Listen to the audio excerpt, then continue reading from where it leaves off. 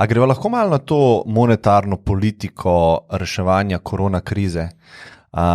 Jaz sem čistko bežno, kot kako se reče, izpadli študent ekonomije spremljal celo leto, v bistvu, kaj se je dogajalo v Ameriki, z tem quantitative easingom. A lahko malo razloživa ta termin za ljudi, pa v bistvu, če opišeš ti malo situacijo od začetka korone krize do danes, ko so, mislim, da prejšnji teden nov ta stimulus package potrdili. Tako malo za ljudi, ki ne poznajo toliko ekonomije. Mislim, kvantitativno sproščanje je nekaj, kar se ni začelo dogajati zdaj zaradi korona krize. Kvantitativno sproščanje je dejansko nekaj, kar opazujemo že več kot desetletje. To je bil takrat odgovor na prejšnjo finančno krizo in gospodarsko, torej 2008-2012. Ja, v bistvu gre tle za reševanje nečesa, kar je, temu rečemo, osnovna monetarna enačba. M krat V je P krat Q. Okay. Zdaj malo za širšo publiko. M je količina denarja. Se pravi, to je tisti fizični denar, ki ga, mislim, ni nujno fizični denar, večina tega denarja je v knjižni obliki, to je tam nekje na neki bazi podatkov, ampak to je količina denarja, ki ga izdajajo centralne banke. V je hitrost kroženja denarja. Produkt tega naj bi bil enak cenam pa fizični količini dobrin v nekem gospodarstvu. Zdaj, kar se je dogajalo, zdaj, že finančna kriza 2008 in vse, kar je pol sledilo, je dejansko zelo zmanjšala hitrost kroženja denarja. Hitrost kroženja denarja je predvsem, to predvsem pomeni tole multiplikacijo denarja, se pravi, centralna banka posodi denar poslovnim bankam, potem pa poslovne banke to posojajo naprej. Tisti, ki si denar sposodi, seveda ta denar pusti na računu oziroma ga vrne na račun in poslovne banke to ponovno posodijo nekomu drugemu. Se pravi, denar, ki ga izda centralna banka, se multiplicira in kroži. In ta hitrost kroženja denarja je seveda zelo odvisna od tega, kakšne so razmere v gospodarstvu oziroma kakšen je ta sentiment, občutek, optimizem vseh akterjev. Seveda, leta 2008 je ta optimizem zelo padel, kreditna aktivnost se je zelo zmanjšala. V številnih državah je, zdaj, recimo v ZDA je to, kar je bistveno bolj svobodno tržno usmerjene, je tole se zgodilo precej interno, pač ljudje enostavno niso bili več pripravljeni kreditov jemati. V Evropski uniji je recimo bilo precej pritiska, predvsem iz teh jedrnih držav, Nemčija v največji meri, Nizozemska, te frugality, varčnosti, in je pač se hitrost zmanjševala. Spravi, če ti pustiš količino denarja enako, hitrost se ti zmanjšuje, se ti ta produkt manjša. Pa imaš pa na drugi strani, se pravi, tam imaš pa cene, pa količine. Zdaj, jasno, zdaj, če se ti ena stran manjša, zdaj, ti vedno hočeš, v končni fazi, mi hočemo imeti Q, mi hočemo imeti dobrine, hočemo avtomobile, hočemo stanovanja, hočemo zrezke,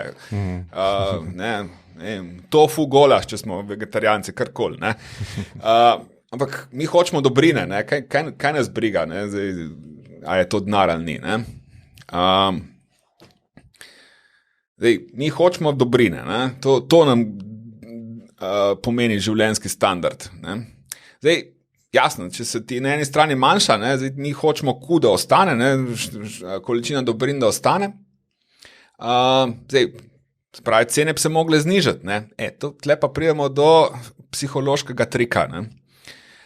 Mi smo strašno neradi nižamo cene.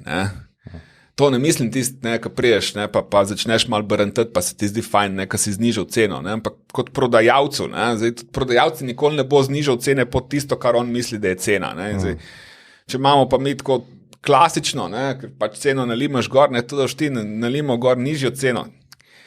Ta je huda, psihološko. Skratka, temu v ekonomiji rečemo, da so cene lepljive navzdol. Ne? Ja, se pravi, zdaj, cene dol ne bojo šle, ne? Za količine nočeš, da grejo dol, ne? V se ti manjša, ja, kaj pol moraš delati, ja, pa moraš pač večati, ne? Zato da ti na levi strani produkt ostaje enak. Ne? In to je ideja tega kvantitativnega sproščanja. Dejansko dodajaš količino denarja, ne? Zato da kompenziraš zmanjševanje hitrosti kroženja denarja s tem namenom, da se ti količina dobrin v gospodarstvu, da se ti realen BDP ne znižuje kot posledica tega, ker pač enostavno ni te investicijske aktivnosti oziroma ni sposojanja denarja. No. In to se je nadaljevalo. Ne. Zdaj, to je bilo mišljeno z začetka, kot da bo enkratni dogodek, ne, oziroma da bo to kratkotrajno, ne, da se bo, zdaj, obrestne mere bojo padle, in bojo postali kar naenkrat krediti bistveno bolj atraktivni in se bo hitrost denarja spet povečala, kroženja povečala in ne bomo tega potrebovali, oziroma centralne banke vedno imajo možnost tudi to jemati ven iz obtoka. Ne. Pa so kdaj to naredili? Jaz mislim, centralne banke to skozi delajo, ne, uravnavajo količino denarja. Ne. Zdaj, to ni... Aha, ne gre samo v eno smer, se pravi, da se vedno samo dodaja. Ja, dejansko vzamejo ven. Seveda vzamejo ven. Ne. Aha. Ne, zdaj, in ga shranijo, ali kako? Ja, ne, tle je več načinov, kako. Ne. Zdaj, pač prej sem rekel, posojila poslovnim bankam. Ne. So še druge stvari, so še druge možnosti, recimo odkupovanje vrednostnih papirjev. Ne. Se pravi, če centralna banka odkupuje vrednostne papirje, ne, s tem dejansko izdaja denar. Ne. Če jih proda nazaj, ne, s tem dejansko pobira denar ven iz obtoka. Sam s tem povzroči inflacijo cen delniških trgov, ne? A ne vplivajo na to pol, se pravi, cene so pol višje, ne? Ne, če prodajali, cene šle gor, ne? Dol. Dol, ja. Se pravi, če kupujejo, bi šle cene gor, ne? Sicer tle ni toliko, centralne banke v glavnem kupujejo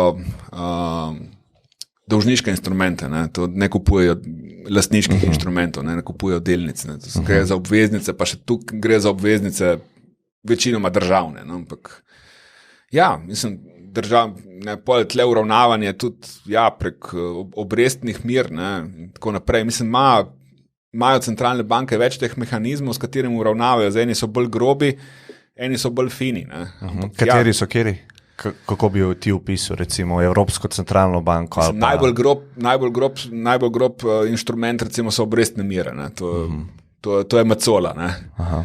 Ne. Najbolj fin inštrument dejansko so te operacije na trgu, se pravi prodaja in kupovanje vrednostnih papirjev. Ta je najbolj fin. Ne. Tako.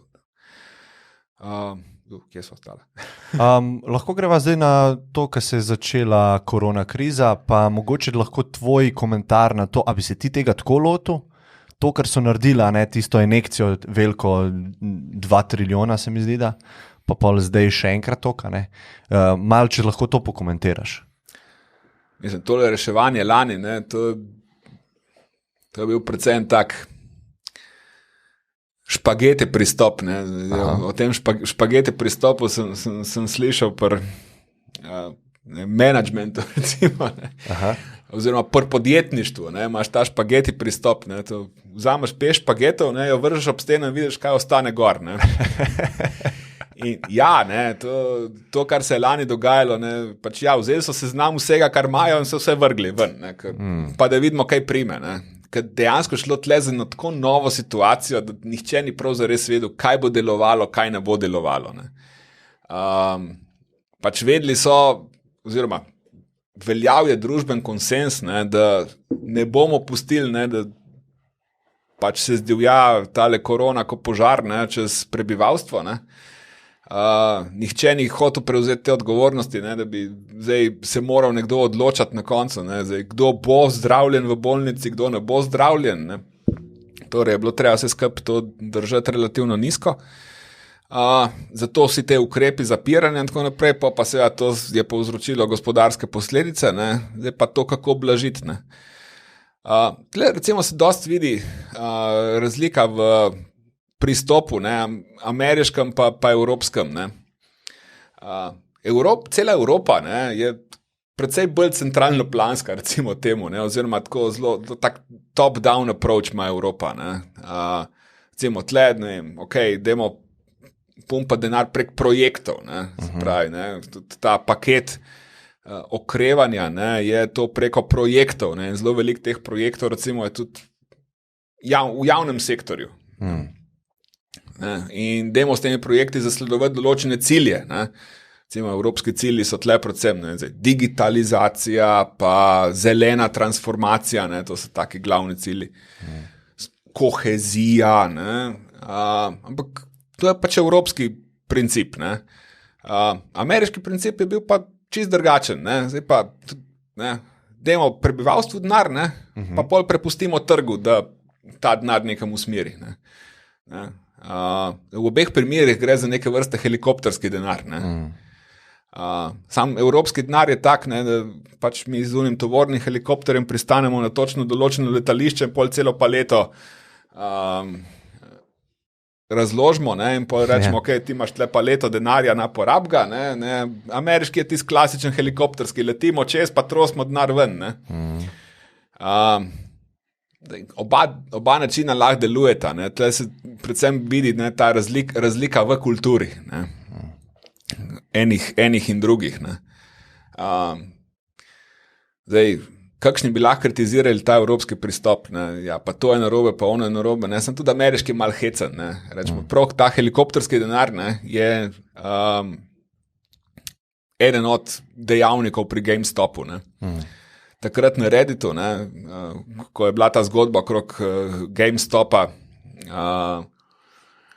recimo so bili tudi to, ne, pozivi k temu, ne, dobili ste $600 čeka, ne, zakaj ga ne bi v to naložili. Ne, tako da, ja, ne, se pol imaš še druge pristope, ne, kitajski pristop, ne, kjer tisti pozabi na zasebnost. Ne, se pravi, tam niti ne rešujemo toliko podjetij, ne, ampak pozabi na zasebnost. Ne, mislim, če hočeš karkoli početi, ne, tle imaš app, počakiraj se povsod, kamor greš, ne, in to je to. Ne.